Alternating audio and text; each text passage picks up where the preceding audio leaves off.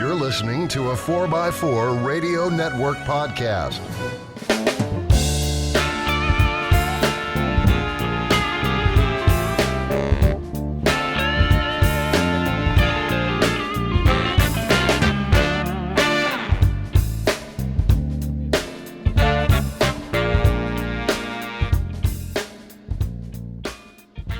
Hey Jeebles, Kevin here. Welcome to our second episode of 2020. That's kind of a scary thought. But anyway, on the trail with Kevin and Scott. I'm Kevin, the engineer, the guy that reads the instructions, follows them, does his best to use the right tools and not abuse things too much.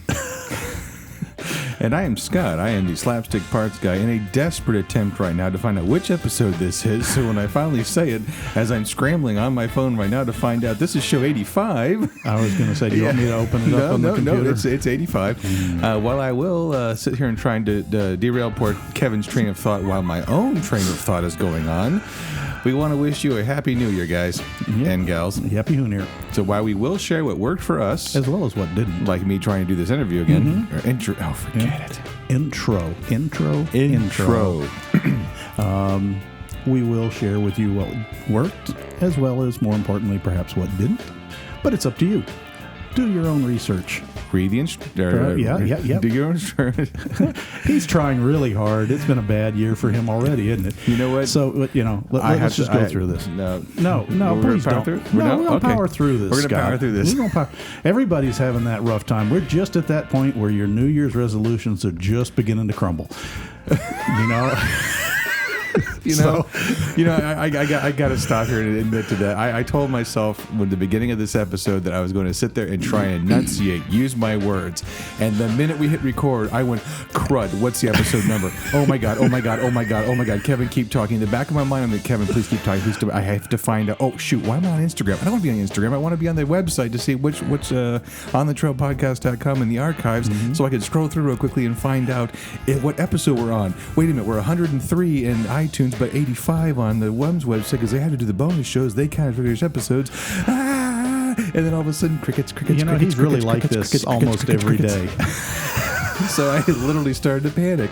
And I thought, I'll just restart this. And you powered right through it. You need to pull back and go to our show about take a deep breath. Don't panic. When you're in that trail emergency, just relax. A recording emergency is no different than a trail emergency. You know what? I am so glad you brought that up. That is an awesome segue, Mr. Kevin. That wasn't intentional, but I'm glad it worked for you. Actually, it worked out because over our little Christmas holiday break, we actually got a chance to go with Mark at the Jeep Lab. Yep. A bunch of his family. That's Mark with an ending in a C. Correct. That's the reason we're telling you that. Yeah.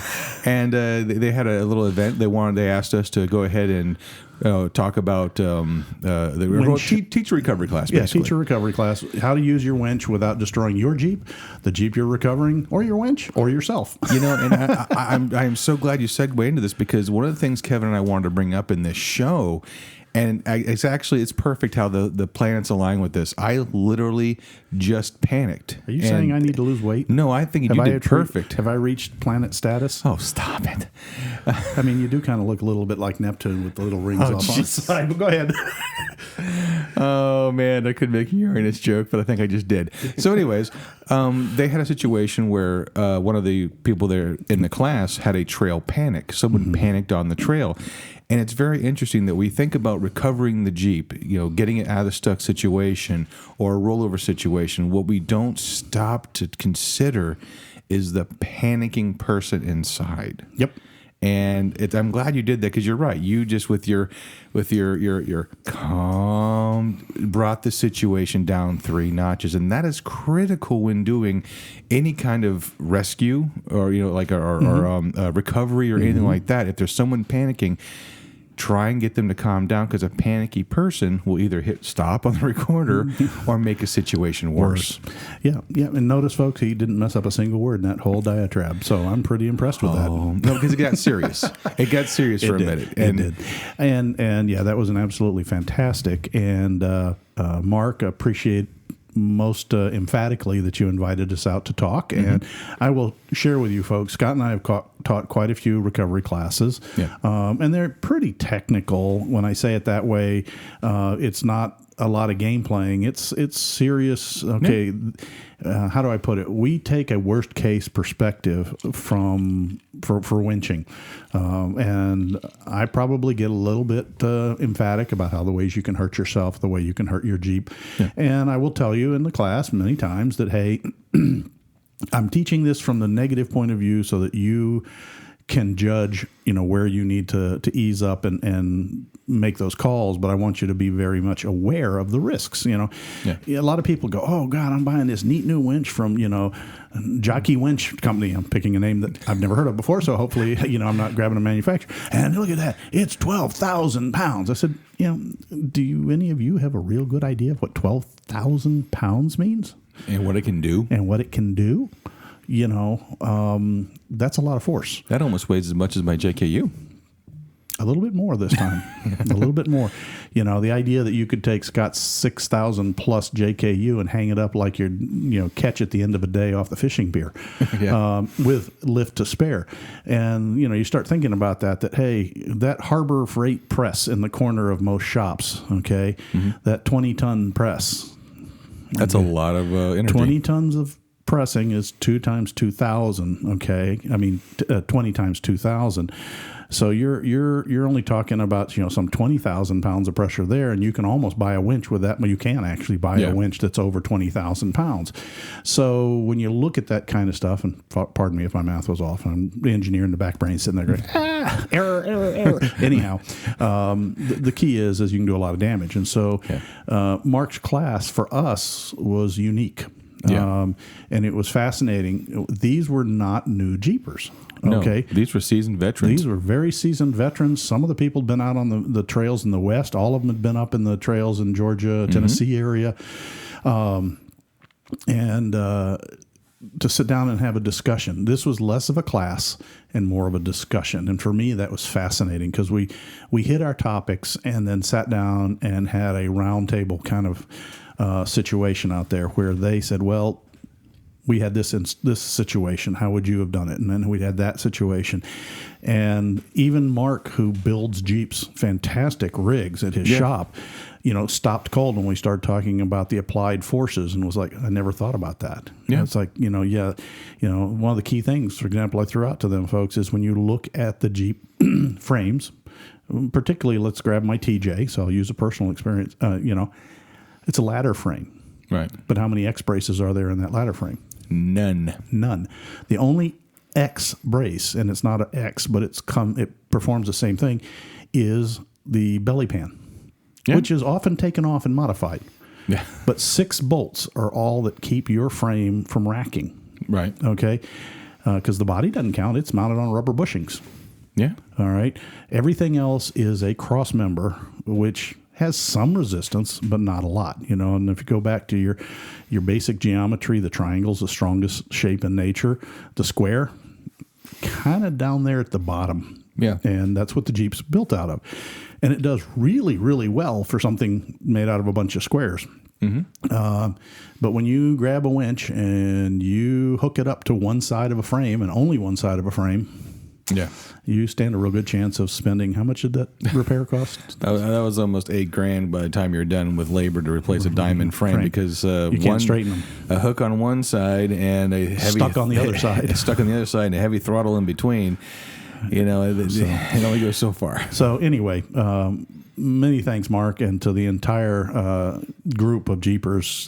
What's the group name? I don't know if they want to talk about the group because there's a private group. Off. But one of the things, again, that they talked about is we learned a lot from them because the class was super engaged. So if you do get a chance to take one of these off-road classes, just to throw a name out there, there's a place here in Ocala called The Firm. Be engaged. Go with questions. Yeah. Learn. Talk to the instructors and say, hey, what about this situation like we talked about? Mm-hmm.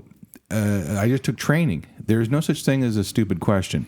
Questions lead to other questions, which lead to other questions, which leads to learning. So take that time. So again, if you want to take those classes, any off-road park will probably have them. But again, I'm throwing a name out there called The Firm in Ocala. Check them out. Yep. And then just take that time to learn these very important skills because they may seem benign, but safety is a very important issue. Right, and we were talking. Actually, one of the gentlemen who's a Jeeper in this group is an EMT. Yeah, and he's the one that brought up about the panicking. And he brought up about the panicking, and we talked about that. And he even realized that even himself, he's going down in a rollover situation that he attended. And at that particular event, he was more concerned about how am I going to get down without hurting myself, because I'm not going to do them any good if I get hurt. Yeah. So those kinds of situations do come up, and the training classes are available. We don't hold any kind of special certificate or anything like that. It's just, you get an engineer who knows how they're built and has made his own mistakes. And then most importantly is I use the teaching guide and the training guide right out of, and I will say, Warren's manual. If you go to Warren's website, they have a great little handbook you can download. You don't even have to have a Warren wrench, and it talks about it. About the only thing it doesn't talk about, and I understand from their liability point of view, is the concept of single-sided pulling. And that's something I think I can't even claim the authorship of that. I learned that in DoD recovery, Department of Defense, when we were doing some training early on. Yeah. And one of the things I try and talk to people about is, if you can at all possible, create a Y bridle between the right and left pull hooks on a Jeep to the winch cable, if you can, because it tends to self-correct the load, the angle, the pull. You're much less likely to bend or break something. Right. But I'm not going to try and go into that in this show. That's a show for later day. If you want to know about load lifting, winching, and that kind of stuff, go check out any of the YouTubes that their construction and they're hoisting things with cranes and cables. Yeah. It's exactly what you're doing, except in a horizontal situation. And you very rarely see a single line pull. It's a single line lift, but what I'm talking about is almost always bridled to the load for stability. And if they are a single line lift, guess where they pull from? The middle. Right. All right. So having said that, that's all the teaser I'm going to throw out there. Warren's website, I'm sure that all the other winch manufacturers probably produce a similar book, but I grew up with the Warren, back when they made hubs, winches, So that's how I've kind of gotten addicted to them from a personal point of view. Yeah. There are others that are just as good. Well, speaking of frames and diamonding and all that, those of us who own, or not me personally, but we've all just came out recently, besides the unfortunate passing of Neil Peart.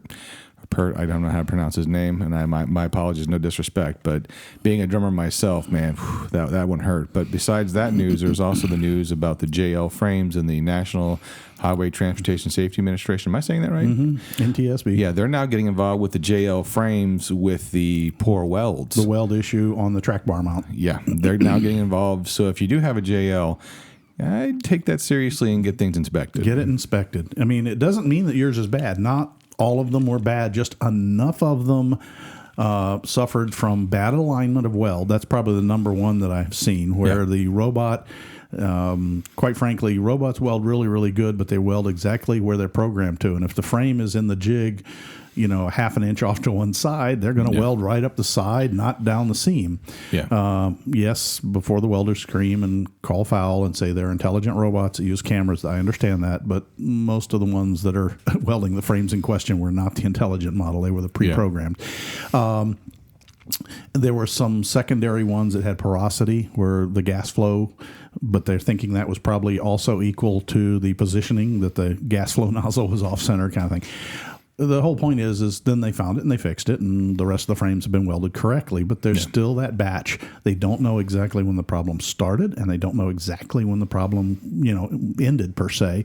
So if you're not sure and you're not comfortable looking yourself, and I tell you, even if you're looking yourself, take it down to your local Jeep dealer, and say, guys, I want to schedule an inspection. Yeah, and then they take safety very, very seriously.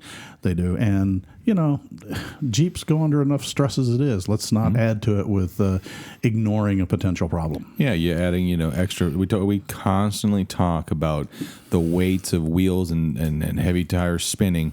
On a bad weld on a track bar mount, that's just a recipe for let's be honest. We talk about track bars that are loose and have a 16th inch play, and you end up with death wobble.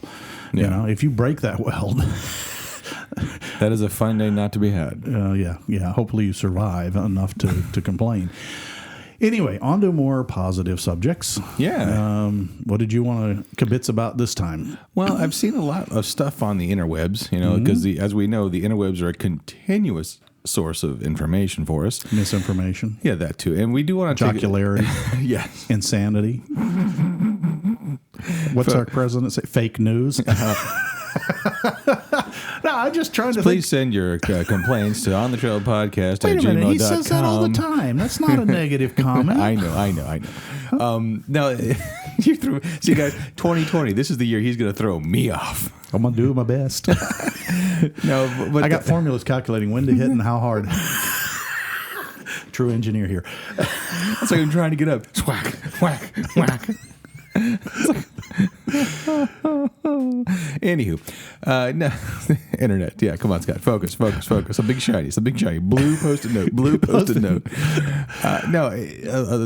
Someone was talking about, and it's a known issue, the 2005, 2006, Jeep Wranglers have a known issue with PCM problems. Today, I was at the dealership, looking at a couple things and having some work done, and ran into a fellow LJ owner that was having some PCM problems. I'm like, wow, are you the same person I was speaking to on the certain Facebook group about their PCM problems? No, that was another one. I'm like, yeah, less than 24 hours, 2 people. Hard shift problems. Shift problems. And the other ones are all 4 O2 sensors go bad at the same instant. Yeah. You have all 4 P codes at the same time, and somehow they just never seem to fix. No matter how many times you hit it with a hammer. I haven't tried that one yet. It was $1,000 snap-on hammer too. So, anywho, so they were asking about, sorry, I got that cotton mouth today.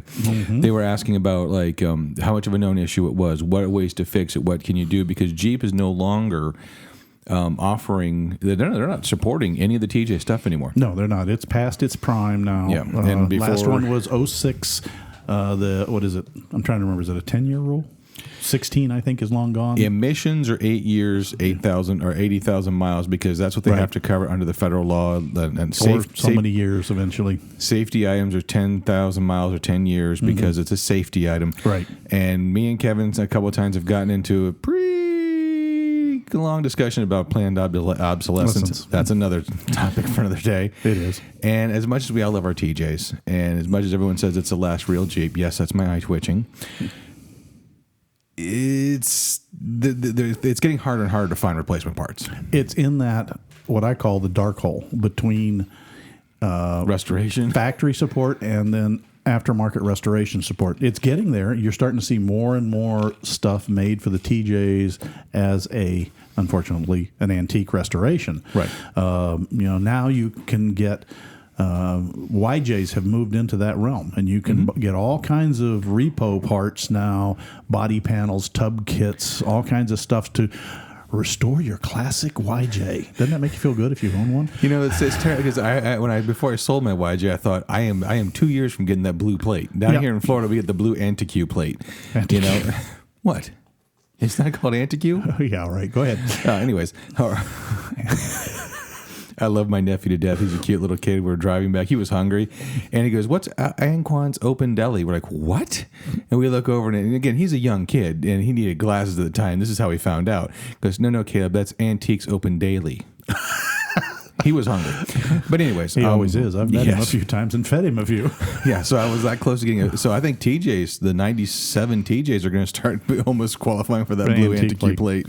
Yeah, so... we're in that realm with the TJs, so we have to slog through a few more years before they start looking at it and the tax breaks and all the other things that come along with it. So anyway, you guys, I personally had my same version. I had some shift issues, not real bad, but the cold shift issue that comes up, where it doesn't want to go in first gear when it's cold. But the thing that was vexing me, as you well know, was the O2 sensors, and I bought so many and then couldn't take them back because they were used, and So you and several other folks who have TJs benefited from. Do you need O2? Here, I got a few. Well, and it's funny because people doom but I got all four. I just bought the Jeep and I got all four O2 sensors that are showing not bad. Okay, first, how I found out: drop your white pipe. Make sure the previous owner didn't holler out some cats. Okay, yeah, that was my issue. But anyways, no, let's be honest. And the first time mine was a grounding issue. Somebody had cut the ground strap. Well, like I said, back to the subject at hand is this person had some problems, and again, to muddy the waters a little more, the transmission shop A and transmission shop B ran codes. Oh yeah, I need a new transmission. Your transmission needs to be rebuilt. Yeah, that's a typical unfortunate response. That's most times not true. Yeah, and they still had the problem. Yeah, and it's the folks. If you haven't figured it out by now, it's the PCM, TCM in the late 04s, 05, 06 guaranteed. Your transmission control module, if you have an automatic, is internal to the engine control module. Yeah. And that's why they call it the PCM now for those models, for the powertrain control module versus the engine control module or the transmission control module. Yeah. Or the BCM, which is a body control module. Which actually is in your dashboard. You guys don't realize it in the TJs. It's in your instrument cluster. There's actually a computer in there. Or like the SCM that's sitting next to you. The big stick, the Scotch control module you whack me with if I get out of unruly. And having gone through that, you will go through a little bit of a nightmare because you'll see all of these online companies. Oh yeah, we can get you a new flash PCM. We can do this. We can do that. And you call them up and go, okay, what's the model number of your PCM and the year of your Oh, I'm sorry, we don't have that. Yeah. Okay. And the 04, they won't tell you that immediately. They'll look up the model number and go, nope, you're in the second generation. You're in the dark ages. You're in the trouble zone. So, and then you start, calling around and you start hearing numbers that just absolutely make your head spin. Just, freeze your feet, like ice cubes. They want $2,000 for a used. And then they say, well, I can rebuild it. Well, I got news for you. In the 5 and 6, they're not like the earlier ones that you can open the case, find the shorted leads or the broken leads and solder them back. It's a sealed unit. And I took one of mine that was dead and opened it up to see, and it was, there's no repair. You go to Chrysler and they're going to go, well, nope. Can we show you the new 2019s? That's exactly it. And you find a few other companies out there that will send me yours. I tried that one. But I found out later that you really can't rebuild. All they can do is reflash. Right. Reflashing doesn't help if you've got a hardware failure, which is the most common cause, is a hardware failure. So why we're talking about this? Well, normally I've done this. What I ended up doing was I found one in a junkyard. I paid for it. And then I had to send it and have it reflashed, which they can do. And yes, I'm back in business. But that's becoming harder and harder and harder. And more expensive. More and more expensive. And one day I got a link on the great interwebs on YouTube and found out that there is a new company out there. Well, first you found it through a YouTuber. Yeah. Yep. And let's see here. What was her name again? For the Patreons, you might be able to see a quick little screenshot. But here we go. What's going on, guys? Cassie from Jeep Gear and Gadgets. She's Cassie from Jeep Gear and Gadgets. Yep. And lo and behold, she runs a 05. Just a TJ, and I'm not going to run her whole show. If you want to go it, I will let you know that it is titled "Is My Jeep Wrangler Finally Fixed? ECM Issues." And Cassie, again, her website is Jeep Gear and Gadgets, and she goes through. And you know what? Her story sounds exactly like mine, except that she didn't find one in the junkyard. And she did find a new company out there, and it's now. Take it with a grain of salt, folks. I haven't ordered one from them. I haven't tested anything. I have talked to the owner of the company, and we may well bring you an interview with him in the not-too-distant future. Yes. But it is Mark with a K. I told you why you need to know the difference between the C and the K. Yeah. And the website is WranglerFix.com. Yep. And what he has told me, and again, this is just taking what he told me, is that he and some friends got a hold. He had a TJ with a bad PCM. Right. He got a hold of a good one. Cost him quite a bit of money, just like mine did. And then they tore them both apart. Right. And to see what the problem was, even though it was destructive testing. They then found another PCM in the Chrysler line that was close enough to the Jeep. And by the way, this problem also shows up in some of the Grand Cherokees. Right. But and then they have made modifications and reflashed and are actually selling a brand new PCM for this problem. Yeah. I don't have pricing. You can look them up. You can call Mark and talk to him, talk to him about specifics. And if you find something, let us know. Like I said, I'm going to dig in a little more with him. Well, make sure you also tell him that we sent you. Yeah. Yeah, because it's actually funny because he basically had a situation where Kevin was, 3 o'clock in the morning or whatever it was, late at night, just kind of the little Well, I message saw thing came up. Cassie's thing. I got referred to Cassie's going, hey, did you see this? I saw that. And I'm like, wow. So I got on one of the chat functions with their website and I started chatting, and lo and behold, somebody responded. And It was him. it was him. Yeah, he even made a comment on his video saying, hey, you won't get a bot, you'll get a real person. Matter of fact, I just had someone at 3 a.m. I'm talking to him like, hey. Guilty as charged. Yeah. So, like I said, we'll talk to him soon, but if you're dying right now and don't have an option and your TJ's sitting in the garage, give this guy a check, I'm not saying to buy from him, but check it out, because anybody who's turning around saying that, hey, I got you a brand new PCM. Now, there are some caveats. Yeah. It is not a Chrysler supported PCM. It's a modified version. It is all new hardware. It is not previously used. Right. And it is flashed for the stock profile of a 0506 TJ automatic. The 4-liter 6, I believe it will support or not support air conditioning as you need. Will not support, he makes it very clear that it will not support things like superchargers or anything that required a reflash of the PCM. Right. So if you did a mod that they gave you a little programmer, he's going to say, I'm sorry, I can't help you, because that was part of the problem why the TJ PCMs were failing. In that module portion where you can reflash, that was the flaw. And he had to remove that or bypass it or replace. I don't know. It's proprietary. It's proprietary.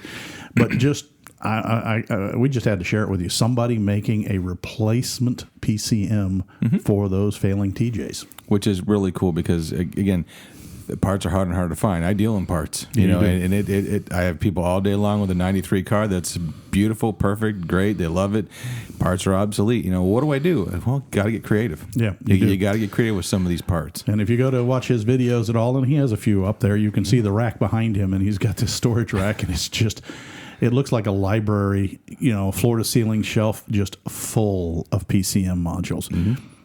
And so give him a check. And if you talk to Mark, just tell him you heard about him here. Yeah, exactly. So anything else you want to talk about? You want to take a quick little break? we can take a break. All right, we'll be right back after these brief announcements from our local sponsors.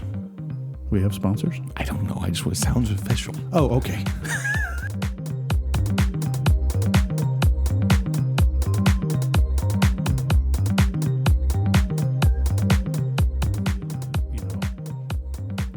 Hey guys and gals, don't forget to check out the On the Trail podcast with Kevin and Scott on your favorite local podcast providers. Make sure to rate us 5 stars and review us if you don't mind. We'd really appreciate that. Also, we do have the Patreon page. That kind of helps keep the show running, keeps the lights on the studio, upgrade new equipment. The videos of us recording are on the Patreon page. Links only. That's pretty much how you're going to see. We've released a couple out to the public, but most of it's going to be through the Patreon page. Things start as little as $1 a month, to help us out, keep the lights on. Also, too, with that, don't forget to check out On the Trail or the 4x4 Radio Network. All the great shows there.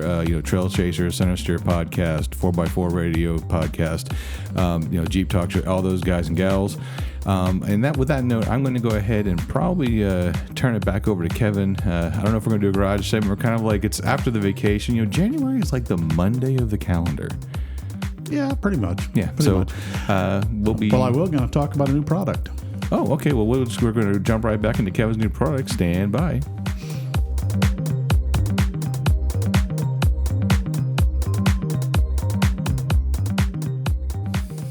And now it's time for that great moment. That's right, where you God. and you and all only can also have the ability to, I don't know, I was just trying to make something sound official.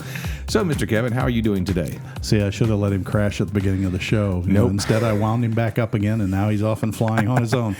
Hey, guys, what I want to talk about, and I don't have a full review of it yet, but just want to let you know it's something coming through. If you have a TJ, with any bit of use on it, you probably have the classic where the seat roller has one day just gone, and half of it is in the driver's footwell and half of it's in the passenger's footwell. Yeah. And while the seat still works, now it kind of grinds and rattles. And you and- get that little click back and forth. Like I have like all of a sudden 3 nickels wide of an inch of play or whatever it is. You know, you're looking for some sugar packets to shove under a leg so it sits level. But folded napkins work too. Wait. That's a splendid idea. Yeah. I'm sorry, that joke was not equal to anything else we had around here. You're sweet on screwing me up, aren't you? Oh, I didn't mean to cut you low like that. Yeah. Sweet and low. I get it. Boom Folks, shakalaka. so here's what I'm jokes. going to try so we get back on topic. And the Patreons, you can see it here. I'm going to hold it up for the camera. This is something called Stable Seat. It's all run together, STABLESEAT.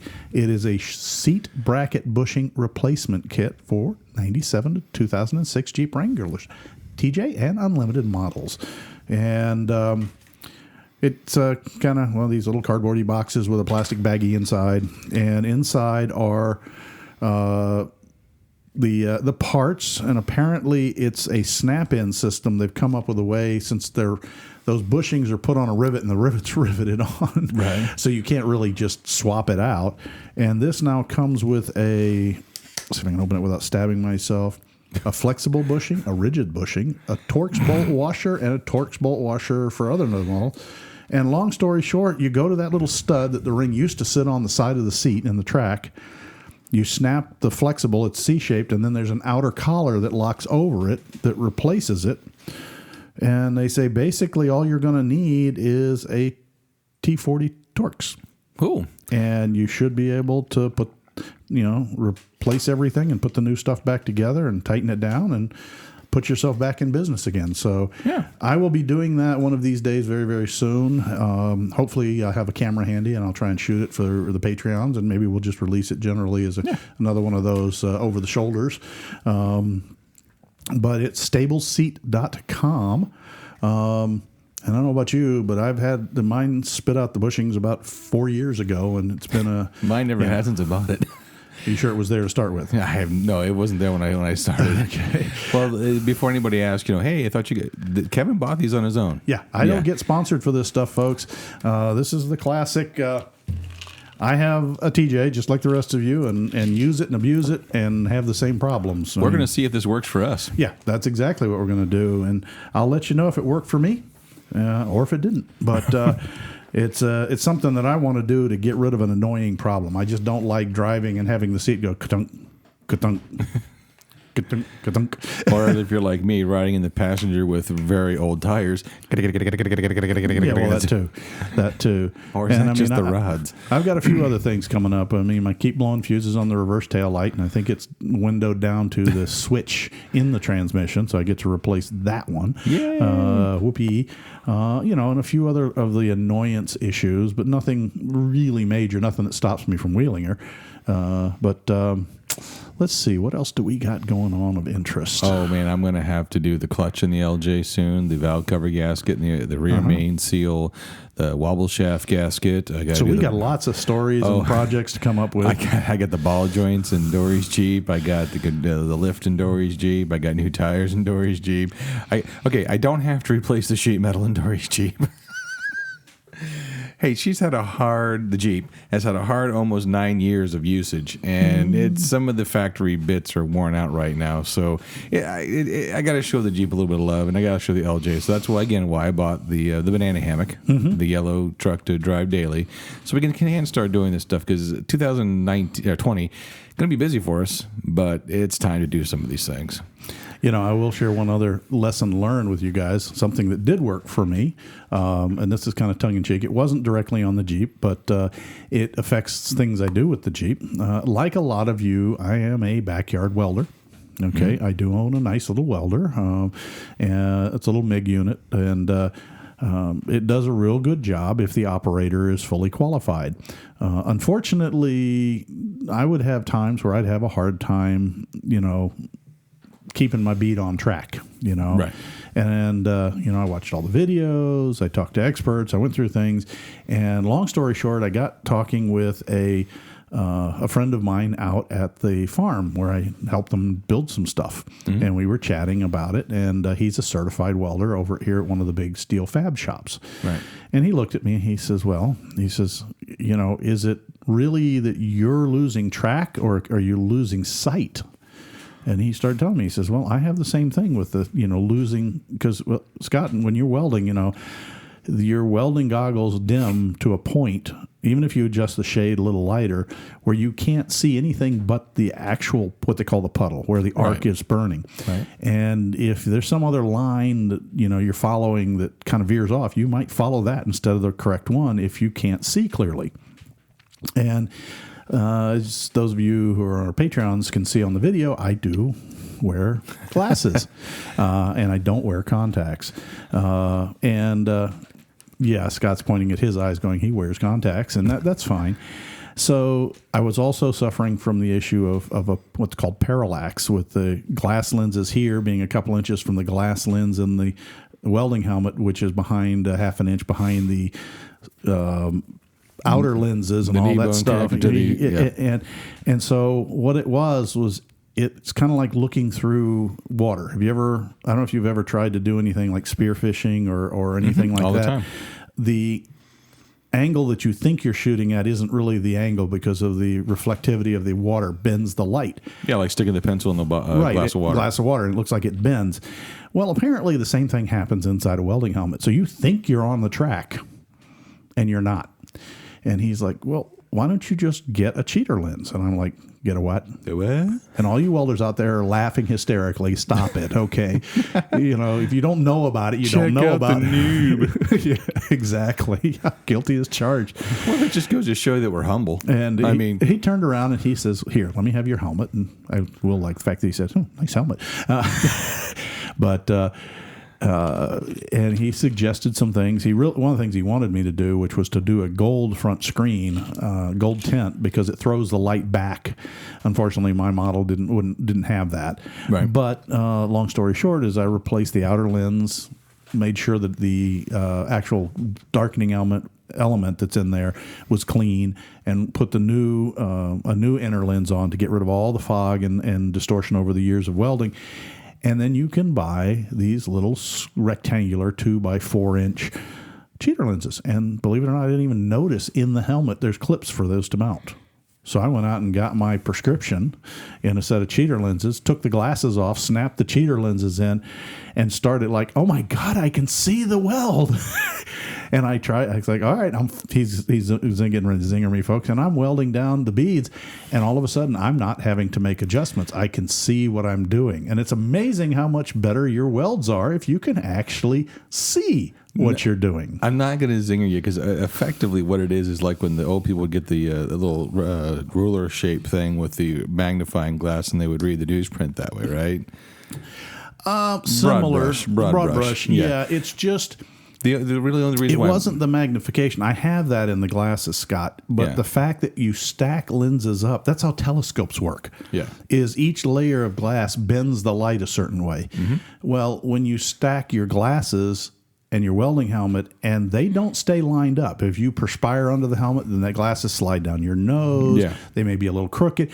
Every time that happens, it's like taking those lenses in your binoculars or your telescope and moving them around. Right. And he said almost nobody, the professionals, wear their glasses under the helmet. They correct their helmets just for that reason. And boy, well, scuba divers do the same thing. You can buy masks the same way. And the reason why I'm not laughing at you. It's like the realization of going, crud. Because I'm the guy. How many years have I been? No. I'm the guy in the restaurant now with the flashlight on, the camera on, so I can read the menu, because I can't focus on the see dim light. And I've reached that age now where I like you send me smiley emoji sometimes. I'm like, okay, is he mad? Screenshot, zoom in. Okay, I got a smiley face. I'm good. I'm 44 years old. I shouldn't be doing that yet. I'm 60. Well, I'm going to be 62 very shortly. So, I suppose it's allowable, but I don't like it.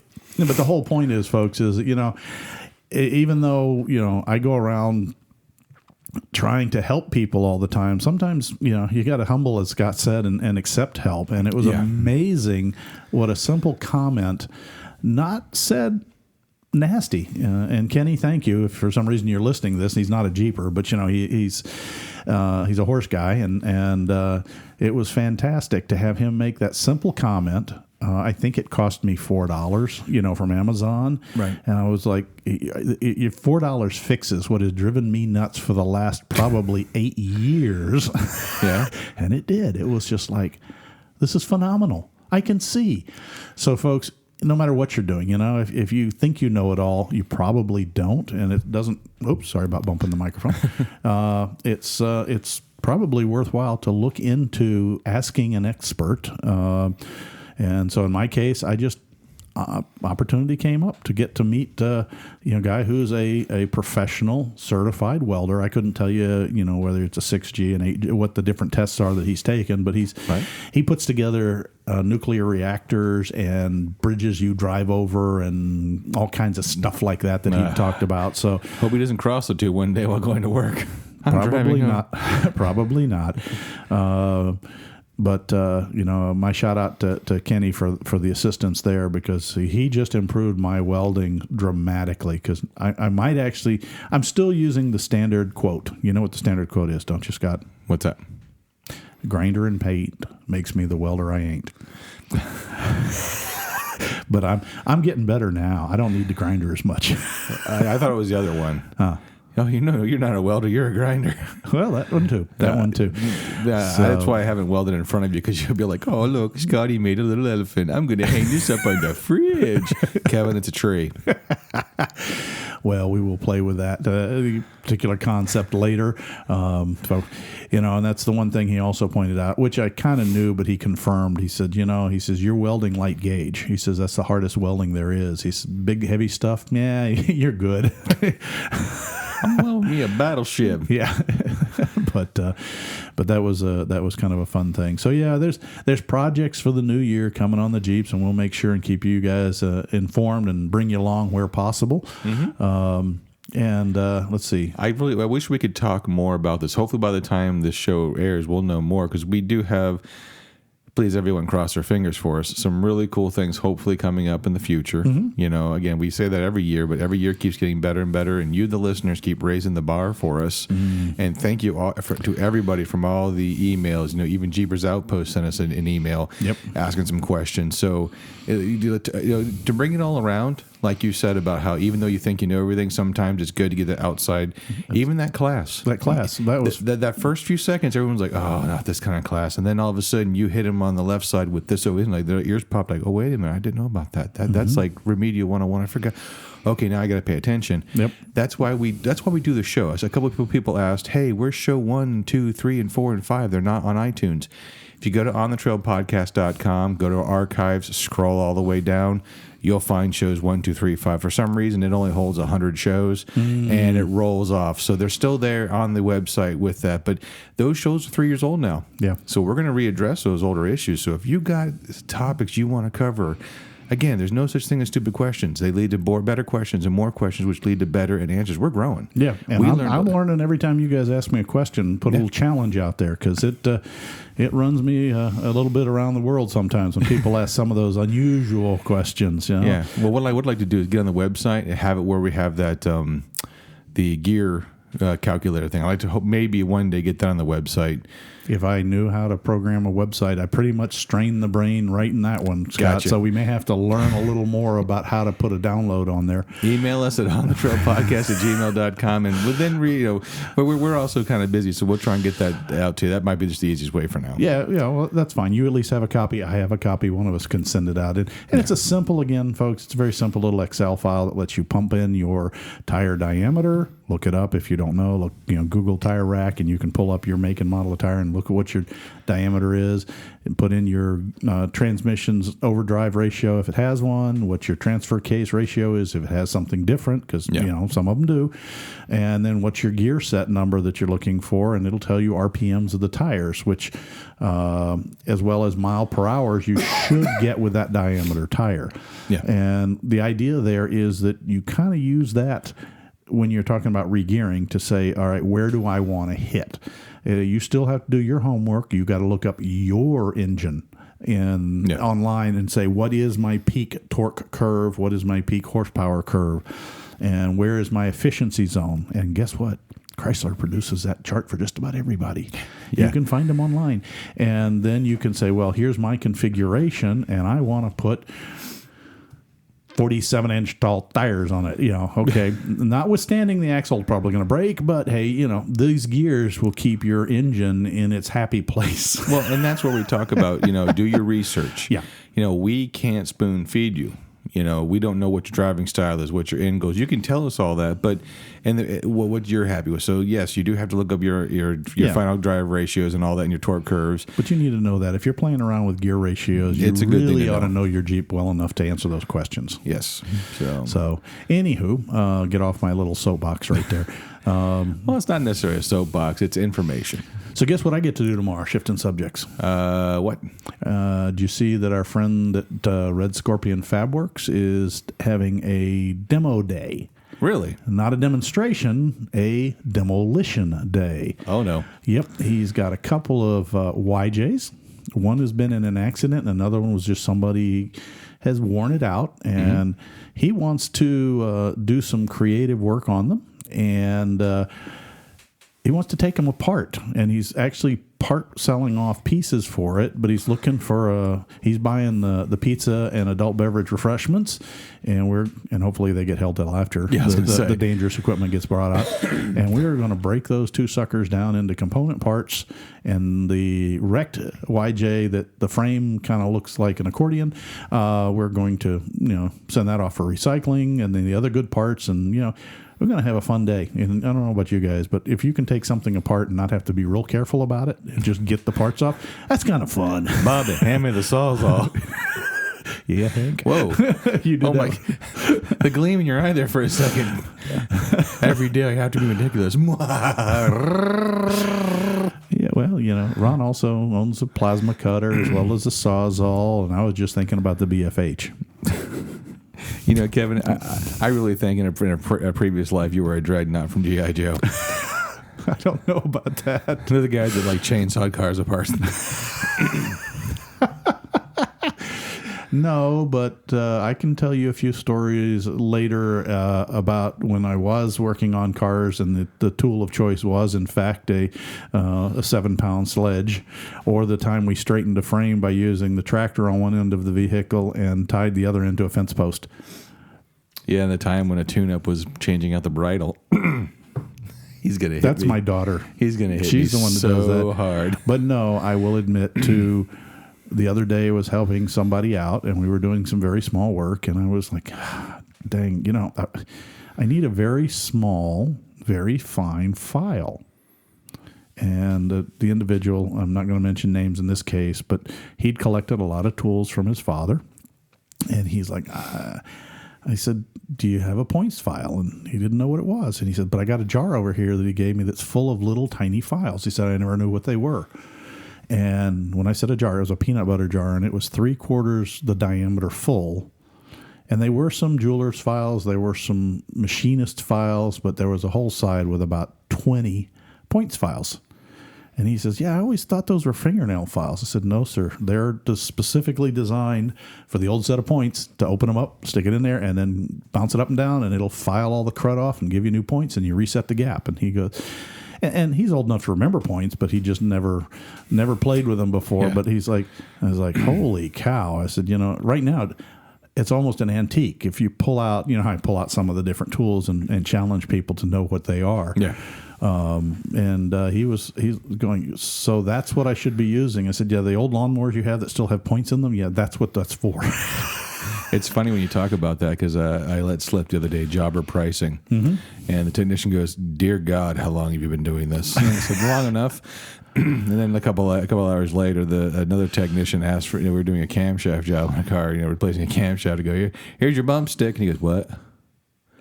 Just fresh out of IT school. They don't teach them that They term? don't teach them that term anymore. And it was funny because the guy came in a little later. He goes, did you say I told that kid a bum stick? I said, yeah. He goes, my God. Did you work for the Smithsonian? I'm like, man, come on. I remember getting a car running. All I needed is a file and a matchbook. I used to fix many a car on the side of the road that way. Matchbook cover was about your points cap and the file, and if the condenser was bad, it was, disconnect it. The points will arc, but it'll get you home. You haven't lived till you see your mom take her pantyhose off to replace a belt to get home. Can't say I've ever had that one. I can't say that I've ever had that good one. old V-belts. I will tell you that I've used a cheap towel to fix a ripped tire on a motorcycle to get it home. I think that's going to be a next show is a creative ways to get yourself home. Well, there's something to be said for that, Yeah. Something to be said for that. But yeah, there's lots of different games that you can play with that stuff. And sometimes the old technology is fun. And I notice it's coming back because you look at the number of people that are fixing up older Willys and older CJs and some of the CJ2 and 2As. Yeah. And even Dave Meyer, he bought that wagon. Yep. That 30 or 63 wagon. Yep. Yeah. It's just really cool. The retro is awesome. And what I'm seeing is 10 years ago, it was still awesome, but people were all putting in LSs. Yeah. Having done that myself, it's one of those things that, it's pretty cool. But now I'm talking to people that are like, yeah, well, that's really cool, but I want to restore it back to essentially factory. Yeah. And I said, well, there's something about a carburetor, a 650 CFM, and rock climbing or mountain climbing, and with a little Rochester single barrel and a 4-popper, and working the gears and manual steering, and really it's a couple of gallons of gasoline and 4 tires, and see what you can do. And it's really, you're not talking articulation, you're not talking about lockers, you're just working it all the way up the mountainside. It's driver skill. But the one thing we need to be careful about that though is because, especially when we got back from SEMA, is that the RPM legislation. Yep. And that's a great segment. You are full of absolute awesome segues, sir. That I love the fact how you did that by design just now, because we actually, before we recorded, we talked about this, because again, the SEMA people kind of still reach out to us, and again, thank you to all those guys and gals who let us cover SEMA. You check all of our videos on the YouTube channel, but basically they talked about the legislation with the RPM. Kevin can expound a lot better about that than I could. All right. The RPM Act is introduced in the House, U.S. House Representatives and Senate during the 19 and the 20 session of Congress. And it's an industry and racing community that's trying to get the bill passed. What is it? Well, it has to do with the fact, I'm trying to look for a good write-up on this thing, but long story short. Broad strokes with a broad brush. Yeah, broad strokes. There's some noise in Washington about old cars that don't meet safety, that don't meet emissions, don't need to be allowed on the road. Yeah. And that's going to take a big hurt into a lot of the former racing vehicles, as well as antiques and things like that. And it's really going to put a stranglehold on it. And SEMA has some information, but so does the whole RPM link. I'm trying to get to it here real quick. Well, if we don't find the link, you can also. I just didn't realize it's right in front of me. You click on the. There we are. So basically, it looks like if you go on the SEMA website and there's a search bar with RPM Act, it's in there right next to jobs. Yeah, if you just Google RPM, revolutions per minute, and here it is. EPA is trying to ban race cars. And we're talking about, those of you with modified Jeeps that are off-road only. That constitutes. Yes. Okay. This isn't just for hot rodders. This isn't hot rodders and track runners. This is for anybody. It basically, street vehicles, cars, trucks, motorcycles that can't be converted into race cars. EPA has announced enforcement against high-performance part, including superchargers, tuners, exhaust systems, as its top priority in 2020.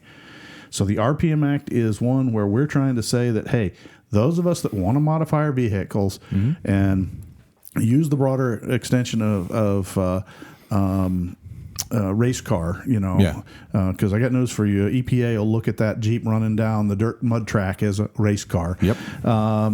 And there's all kinds of stuff here, but they've even set up a site where you can click to send your elected official. You'll click and say where you are, and it'll send a note to your elected official saying, hey, look, I'm in support of the RPM Act. You know, I want to keep my rights and my access to that community of high performance equipment, whether it's for a specific race car or whether it's just so that I can go out and play the way I want to play. Well, and that's the thing too, that like we all give each other, junk about how, the Toyota guys and the Chevy guys and the Ford guys and the road truck guys and the pavement princesses. This means something for everyone. This is time as a community, as a gearhead community. Yep. One of the things we talked about, again, I'll throw them a shout out again. The Firm. Yep. I don't mean to beat this with a dead horse, but this is a community that their entire business is around gearheads. The rally racers, the street racers, the whole, not street racers, but you know what I'm saying. Yep. The tuner community. This is geared toward gearheads. So don't just think of it again like it's just for those guys. It's for everyone. Yeah, and understand that this is not for everything that you do at home necessarily, but it basically here, let me read a short section. What they're chasing is converting street vehicles into dedicated race vehicles. Okay, they're trying to get those, and they're saying that there's a negative environmental impact, and California has been leading this, obviously. There's all kinds of stuff about this, but basically the RPM Act does not interfere with EPA's authority to enforce against individuals who illegally install race parts on vehicles driven on the street and highway and the companies that market. But tampering with the emission systems of a motor vehicle used on a public road is a clear violation of the Clean Air Act. They're trying to stretch it, though, to say, well, we rule the racetrack, the dirt track, the trail, and all those places that everybody who took off their catalytic converter now, even if you trailer it to the trail, this act would allow the lack of this act passing to protect you, and you run your vehicle, it would give EPA an open door to come in and chase you down while you're using it off road and seize your vehicle and cite you. So, it's one of those things. I get it, but the way it's being done is a little bit, in my personal opinion, it's a little bit draconian. So I would rather have the ability to, make my own choices. So again, you need to go out and make your own decision. Don't take my word for it. Look up the RPM Act. Read it for yourself. It's a short bill. Do your research.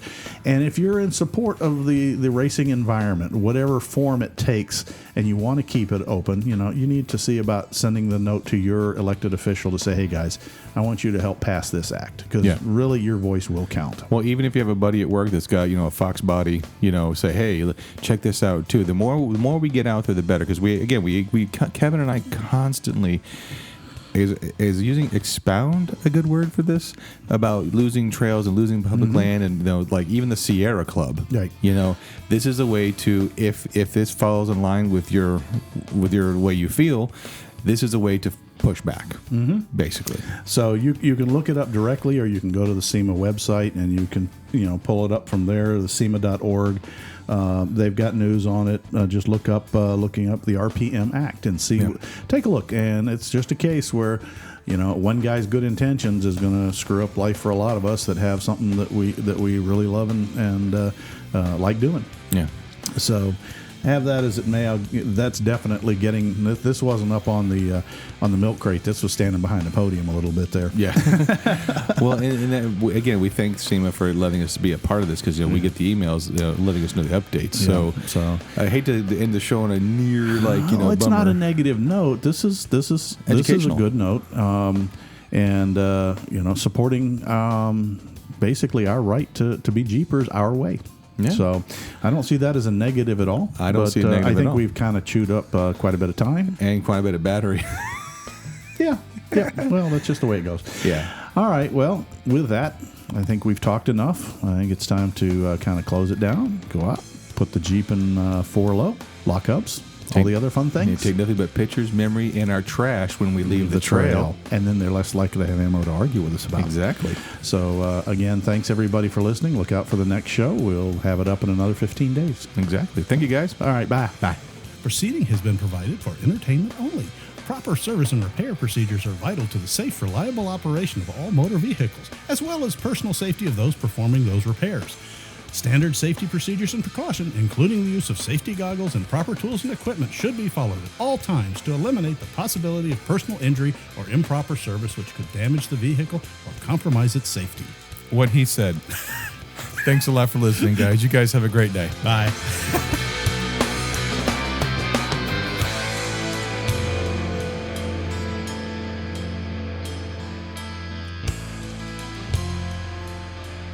This has been a Bent Axle Media production.